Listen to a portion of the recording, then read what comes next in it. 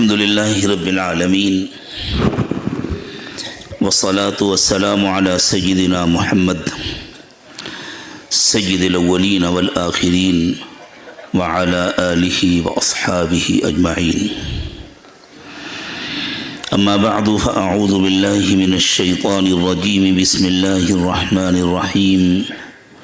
إنا نحن نزلنا الذكر وإنا له لحافظون. وقال الله عز وجل إن الله لا يخلف الميعاد. سبحان ربك رب العزة عما يصفون وسلام على المرسلين والحمد لله رب العالمين. اللهم صل على سيدنا محمد وعلى آل سيدنا محمد وبارك وسلم. اللهم صل على سيدنا محمد وعلى آل سيدنا محمد وبارك وسلم. اللهم صل على سيدنا محمد وعلى آل سيدنا محمد وبارك وسلم. کسی تفصیلی گفتگو کے لیے وقت بھی نہیں ہے اور اتنے جامع بیان کے بعد اب ضرورت بھی نہیں ہے. چند باتیں عرض کر کے انشاءاللہ میں حضرت مولانا سے ہی دعا کی درخواست کروں گا. اور مولانا کو معلوم ہے صدر کی درخواست کی حیثیت کیا ہوتی ہے، اس لیے مجھے یقین ہے کہ وہ انکار نہیں کریں گے. نہیں، میں کچھ نہیں جانتا. اللہ تعالیٰ نے قرآن پاک کی حفاظت کا وعدہ کیا. قرآن صرف الفاظ کا نام نہیں ہے، جو مکمل دینی نظام ہے وہ قرآن ہی کا تو پھیلاؤ ہے نا. احادیث مبارکہ قرآن پاک کی علمی اور عملی تفسیریں ہیں. خود اللہ تعالیٰ نے ارشاد فرمایا ہے کہ ہم آپ کو پڑھائیں گے فَإِذَا قَرَأْنَاهُ فَاتَّبِعْ قُرْآنَهُ ثُمَّ إِنَّ عَلَيْنَا بَيَانَهُ. یہ قرآن کا بیان ہے کہ پھر اس کے معانی اور مطالب بھی ہم آپ کو سکھائیں گے، تو وہ معانی اور مطالب بھی بالجملہ قرآن کا حصہ ہوگی. اس کے بعد دین کی جتنی محنتیں ہوئی ہیں وہ محدثین کی ہوں، مفسرین کی ہوں، فقہاء کی ہوں، یا قرآن کی زبان کو محفوظ رکھنے کے لیے، قابل فہم بنانے کے لیے مختلف علوم و فنون کی محنتیں ہوں، وہ سب قرآن پاک کا ہی پھیلاؤ ہے، قرآن پاک کا امتداد ہے. اور اللہ تعالیٰ نے قرآن کی حفاظت کا وعدہ کیا ہے، اور اللہ کبھی وعدہ خلافی نہیں فرماتے ہیں. ان اللہ لا یخلف المیعاد. آج سے تقریباً 30-32 سال پہلے کا واقعہ ہے، آپ کے اسی شہر پونا کا. ہم بھی اس زمانے میں بڑے پرجوش نوجوان مقرر ہوا کرتے تھے، جیسے مولانا نے اپنے بارے میں فرمایا. جوانی تو الگ ہی چیز ہوتی ہے. تو ایک جلسے میں حاضری ہوئی تھی. ایک اور کوئی بزرگ تشریف فرما تھے، اس وقت مجھے ان کا نام یاد نہیں ہے. وہ اپنے بیان میں بار بار اس پر زور دے رہے تھے کہ اس وقت اسلام شدید خطرے میں ہے. اتفاق سے ان کے بعد مجھے کچھ عرض کرنا تھا، تو میں نے ان کو متوجہ کر کے کہا کہ مولانا یہ غلط فہمی دور کر لیجئے. اسلام نہ کبھی خطرے میں تھا نہ آج خطرے میں ہے. اسلام سے دور ہٹ کر مسلمان شدید خطرے میں ہیں، اور خطرے میں اسی لیے ہے کہ وہ اسلام سے دور ہو گیا ہے اور ہوتا جا رہا ہے. آج دنیا کے جو حالات ہیں، 7ویں صدی میں جب تاتاری اٹھے تھے تو عالم اسلام کے حالات اس سے کہیں زیادہ دیگرگوں تھے، اور صاف لگ رہا تھا کہ اب اسلام مٹ جائے گا. لیکن اللہ تعالیٰ نے اپنی قدرت کاملہ سے یہ ظاہر فرمایا کہ خطرہ اسلام کو نہیں تھا،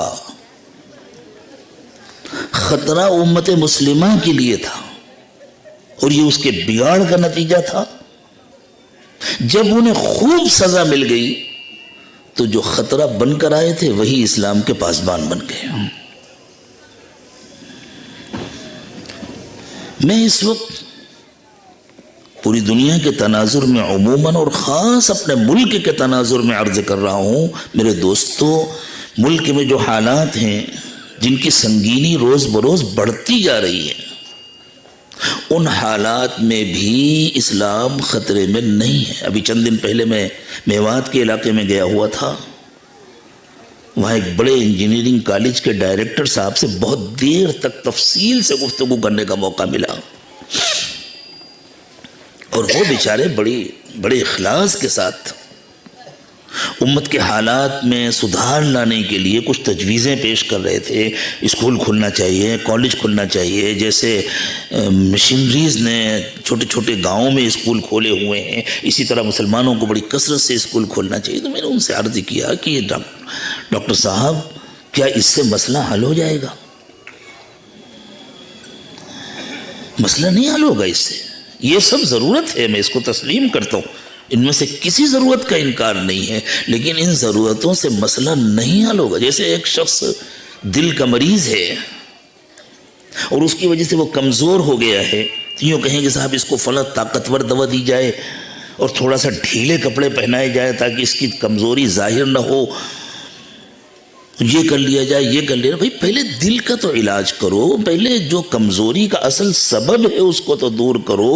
میں نے ان سے کہا کہ ڈاکٹر صاحب، یہ سب کچھ ہوا ہے دین سے دور ہو جانے کی وجہ سے، اس لیے آپ کی ساری تجاویز سر آنکھوں پر، اور ہم لوگ ان پر غور کرتے رہتے ہیں الحمدللہ، اور اس سلسلے میں جو اتنی کوششیں ہو رہی ہیں کرنی چاہیے، الحمدللہ ان کو کرنے کی کوشش کی جا رہی ہے، اللہ تعالیٰ ان میں برکت دے۔ لیکن جب تک امت میں ایمان نہیں آئے گا، آخرت کا یقین نہیں آئے گا، اللہ سے تعلق نہیں آئے گا، اس وقت تک حاصل کیا ہوگا؟ اتفاق کی بات یہ ہے کہ یہ گفتگو میری اور ڈاکٹر صاحب سے دوپہر میں ہو رہی تھی، اور ایک جگہ میں پہنچا تو ایک وکیل صاحب سے رات میں گفتگو ہونے لگی، اور وکیل صاحب بڑے جارحانہ انداز میں اس عاجز سے کہنے لگے کہ آپ لوگوں نے اب تک کتنے اسکول کھولے ہیں اور آپ نے کیا کیا ہے، اور دیکھیے فلاں تنظیم کام کر رہی ہے، فلاں تنظیم کام کر رہی ہے، اس کی وجہ سے اتنے مسلمان آفیسر بن گئے اور اتنی تعداد بڑھ گئی۔ میں نے کہا فرق کیا ہوگا؟ صرف ٹائٹل بدلے گا، نہ ملک کا بھلا ہوگا نہ قوم کا بھلا ہوگا۔ کہیں بیٹھ کر رام اور کرشن کے نام سے جن کا نام رکھا گیا ہے وہ بیٹھ کر رشوت لے رہا ہوگا، کہیں عبداللہ اور عبد الرحمن بیٹھ کر رشوت لے رہا ہوگا، کہیں وہ ظلم کر رہا ہوگا، کہیں یہ ظلم کر رہا ہوگا۔ کیا آپ صرف ٹائٹل بدلنا چاہتے ہیں؟ ہم ٹائٹل نہیں بدلنا چاہتے، ہم حالات بدلنا چاہتے ہیں، اور حالات اس وقت تک نہیں بدلیں گے جب تک ایمان نہیں آئے گا، حالات اس وقت تک نہیں بدلیں گے جب تک تربیت نہیں ہوگی۔ تعلیم بے انتہا ضروری ہے، لیکن تربیت کے ساتھ اور بغیر تربیت کے ہو تو تعلیم زیادہ نقصان دہ ہے۔ آپ بتائیں اس وقت دنیا کے جتنے بڑے مجرم ہیں وہ جاہل ہیں یا پڑھے لکھے ہیں؟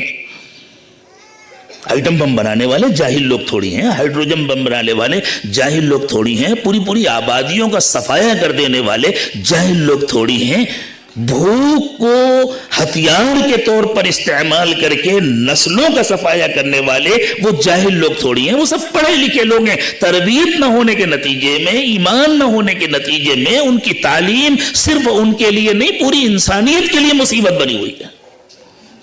اور کون سمجھدار آدمی ہے جو اس حقیقت کا انکار کر سکے؟ انسان کو اللہ تعالیٰ نے ایک حیوان بنایا ہے، اگر ایمان نہیں ہوتا اور تربیت نہیں ہوتی تو تعلیم اسے بہت خونخوار حیوان بنا دیتی ہے، تعلیم اسے نہایت خطرناک درندہ بنا دیتی ہے۔ جیسے کوئی آدم خور شیر ہو، دنیا میں جنگل میں بہت سارے شیر ہوتے ہیں، لیکن آدم خور جو شیر ہوتا ہے جس کو انسانی خون کا مزہ لگ جاتا ہے وہ بہت خطرناک ہو جاتا ہے، باقی سارے شیر اتنے خطرناک نہیں ہوتے، پھر کسی بھی طرح اس کو گھیر کر کے مارا جاتا ہے۔ تو اگر تربیت کے بغیر تعلیم ہوتی ہے تو وہ انسان کو آدم خور بنا دیتی ہے، اور ان آدم خوروں کا تجربہ روزانہ ہو رہا ہے، پوری دنیا کو ہو رہا ہے، ہم کو اور آپ کو بھی ہو رہا ہے۔ اللہ کرے ایسے اداروں کی تعداد خوب بڑھے جہاں تعلیم تربیت کے ساتھ ہو، جہاں تعلیم ایمان کے ساتھ ہو۔ آج اللہ تعالیٰ نے ایسے ہی ایک ادارے میں ہمیں اس کے اس پروگرام میں، نہایت خوبصورت پروگرام میں، جس میں ماشاءاللہ طلبہ نے بھی اور اساتذہ نے بھی بڑی محنت کی، بہت اچھی کارکردگی پیش کی۔ اللہ تعالیٰ نے ہمیں یہاں حاضری کی توفیق عطا فرمائی۔ اللہ اس ادارے کو قبول فرمائے، اس کے کارکنان کو، اس کے اساتذہ کو، طلبہ کو، معاونین کو قبول فرمائے، بجائے اس کے کہ شادی بیاہ میں اور گھروں کے فضول ڈیکوریشن میں ہمارا پیسہ خرچ ہو، اللہ کرے کہ صحیح مقاصد میں ہمارا پیسہ خرچ ہونے لگے۔ مسلمان بہت غریب ہیں، میں مانتا ہوں، لیکن اگر غریب مسلمان اپنا بنگلہ بنا سکتا ہے تو کیا غریب مسلمان بچوں کی اچھی تعلیم و تربیت پر وہی پیسے نہیں خرچ کر سکتا؟ اور کیا مسلمان اس سے زیادہ غریب ہیں جتنے مدینے کے مسلمان غریب تھے؟ رسول پاک صلی اللہ علیہ وسلم کی حیات طیبہ میں مدینے میں جو اہل اسلام تھے وہ یہودیوں کے مقابلے میں بہت غریب تھے۔ حضور کے گھر میں فاقے ہوتے تھے، صحابہ کے گھروں میں فاقے ہوتے تھے، لیکن حضور پاک صلی اللہ علیہ وسلم نے جس نظام کی بنیاد رکھی، اہل ایمان نے طے کر لیا تھا ہمارے پیسے کا اولین مصرف یہ نظام ہے جس کی بنیاد رکھی ہے محمد رسول اللہ صلی اللہ علیہ وسلم نے، باقی ہماری ساری ضرورتیں ثانوی ہیں۔ اللہ کرے کم از کم یہ مجمع تو طے کر لیں، میں اپنے آپ کو شامل کر کے کہہ رہا ہوں، ہم سب یہ طے کر لیں انشاءاللہ ہمیں اپنے بچوں کی تعلیم اور تربیت دونوں کی فکر کرنی ہے، اور ہمارے پیسوں کا پہلا مصرف اور ہمارے پیسوں کا صحیح ترین مصرف نسل نو کی تعلیم و تربیت ہے۔ اس کی ضرورت پر ہم خرچ کریں گے۔ میں تمام مدارس والوں کو، اس مدرسے سے تو میرا برائے نام صحیح لیکن انتظامی تعلق بھی ہے، اس لیے میں ان لوگوں کو بھی نصیحت کرتا ہوں، میں اہل خانقاہ کو بھی نصیحت کرتا ہوں، میں اہل مدارس کو بھی نصیحت کرتا ہوں، بے ضرورت ایک پیسہ بھی تعمیر میں مت خرچ کرو۔ میں ایک مدرسے میں گیا ایک مرتبہ، اور وہاں ایک پرانا گنبد تھا، وہ توڑا جا رہا تھا، معلوم ہوا کہ نیا گنبد بنے گا۔ میں نے ان سے کہا کہ اس کا کیسے حساب دو گے اللہ کا؟ چاہے تمہارے پاس جتنے پیسے ہوں، اس کا اللہ کیا حساب دو گے؟ اس نئے گنبد کے بن جانے سے کیا ہوگا؟ بچوں پر خرچ کرو، تعلیم پر خرچ کرو، تربیت پر خرچ کرو، اس فضول خرچی کا بھی اللہ کیا حساب دینا پڑے گا۔ اللہ تعالیٰ نے فضول خرچی سے منع فرمایا ہے، وَلَا تُبَذِّرْ تَبْذِيرًا إِنَّ الْمُبَذِّرِينَ كَانُوا إِخْوَانَ الشَّيَاطِينَ۔ اللہ اکبر۔ اس کی قباحت کو بیان کرنے کے لیے اللہ نے فرمایا فضول خرچی کرنے والے شیطانوں کے بھائی ہیں۔ تو شادیوں میں خرچ کرنا، مکانات پر بے ضرورت خرچ کرنا، میں اکثر اپنے دوستوں سے کہتا ہوں مکانات سادے بناؤ لیکن کشادہ بناؤ۔ بہت ڈیکوریٹ اور بہت خوبصورت چھوٹا سا مکان بناؤ گے تو اس میں پردے کی گنجائش کم ہوگی۔ سادہ بناؤ، کشادہ بناؤ، الگ الگ کمرے بناؤ تاکہ شرعی پردہ ہو سکے، تاکہ خواتین مردوں سے بہت زیادہ ہر وقت ان کا اختلاط نہ ہو۔ جب ایک خاندان رہتا ہے تو اس میں سب محرم تو نہیں ہوتے، نامحرم بھی ہوتے ہیں نا، تو شریعت نے جتنی گنجائش دی ہے اتنی ہو، لیکن ضرورت ہے وہ الگ رہیں، ان کو بھی آزادی کے ساتھ رہنے کا موقع ملے۔ اس لیے پورا مجمع طے کریں انشاءاللہ اب ہم مکانات سادے بنائیں گے، کشادہ بنائیں گے، بجائے ڈیکوریشن کے بہت زیادہ، یعنی جتنی ضرورت ہے اتنا کرو۔ تم 2 روم کا مکان ہے، 3 روم کا لو، 4 روم کا لو، لیکن کشادہ مکان لو، تاکہ اس میں عبادت کا بھی موقع ہو، آرام کا بھی موقع ہو، مردوں کو، بچوں کو پڑھنے کا بھی موقع ملے، اور پیسے فضول مت خرچ کرو۔ اس کے بعد بھی اگر پیسے بچیں، ڈیکوریٹر سے کہو نہیں یہاں نہیں لگیں گے۔ مسجد میں بھی ڈیکوریشن حرام ہے بے ضرورت، وہاں بھی بے ضرورت پیسے مت خرچ کرو، ان پیسوں کو بچاؤ اور امت کی تعلیم و تربیت پہ خرچ کرو، امت کی ضرورتوں پر خرچ کرو، بے روزگار نوجوانوں کو ان کے پیروں پر کھڑا کرنے کے لیے خرچ کرو، لیکن ان کی تربیت کے ساتھ پہلے ان کو تربیت دو، اور اس کے بعد یہ کوشش کرو کہ وہ سودی قرض سے بچیں، وہ اپنے پیروں پر کھڑے ہوں، ان کا تعاون ہو، ان کی مدد ہو۔ شاید میں نے کچھ زیادہ بات کر لی آپ سے، اللہ تعالیٰ بے انتہا قبول فرمائے۔ میں اپنی بیماری اور اپنے ضعف اور تسلسل اسفار کے باوجود آپ حضرات کی محبت میں اسی لیے حاضر ہوا، خاص طور سے حضرت مولانا سے بہت دنوں سے ملاقات نہیں ہوئی تھی، میں ان سے استفادہ بھی چاہتا تھا، اور اس ادارے کے جلسے میں حاضر ہونا میرے لیے ضروری بھی تھا اخلاقی طور پر بھی۔ اور میں مولانا سے ایک درخواست کروں گا، اب تک تو یہ اس ادارے سے ناواقف تھے، ماشاءاللہ آج خوب اچھی طرح واقف ہو گئے، اس لیے میری یہ درخواست ہے کہ آئندہ جب بھی یہاں کا کوئی پروگرام ہو تو تھوڑا سا وقت فارغ کیا کریں۔ وآخر دعوانا ان الحمدللہ رب العالمین۔ دعا فرما۔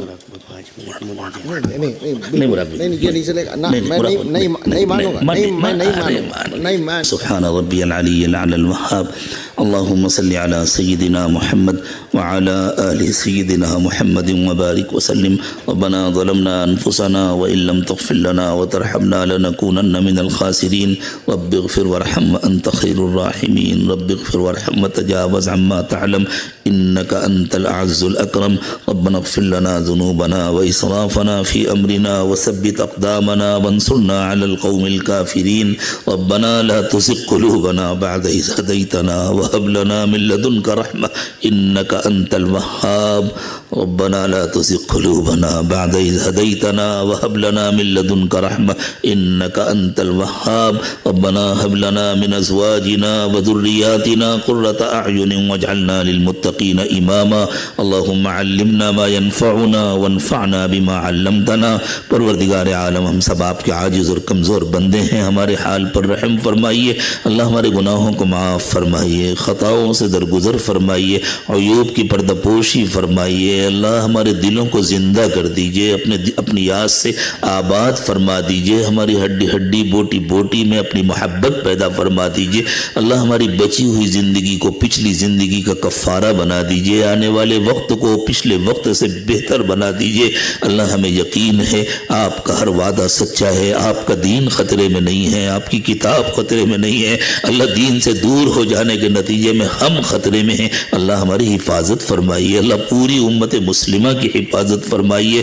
اللہ جتنے کام ہو رہے ہیں دین کی حفاظت کے لیے اور دین کی اشاعت کے لیے، اللہ ان تمام کاموں کو قبول فرمائیے. کارکنان کے دلوں میں کامل اخلاص پیدا فرمائیے. ہمیں اپنی سچی محبت و معرفت نصیب فرمائیے. ایمان میں بھی کمال عطا فرمائیے، اخلاص میں بھی کمال عطا فرمائیے. نیتوں کے کھوٹ سے ہماری حفاظت فرمائیے. اللہ ظاہر و باطن کی کامل اصلاح فرما دیجیے. اللہ ظاہر و باطن کی کامل اصلاح فرما دیجیے.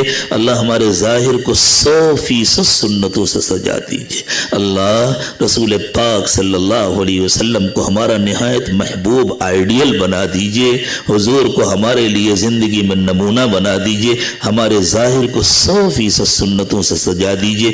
ہمارے باطن کو اپنی یاد سے آباد فرما دیجیے. اللہ اس مدرسے کو بے انتہا قبول فرمائیے. اس کی تمام ضروریات کی غیب سے کفالت فرمائیے. اللہ ہمارے تمام مدارس، تمام مساجد، تمام خانقاہیں اور دعوت و تبلیغ کے تمام مراکز کی حفاظت فرمائیے.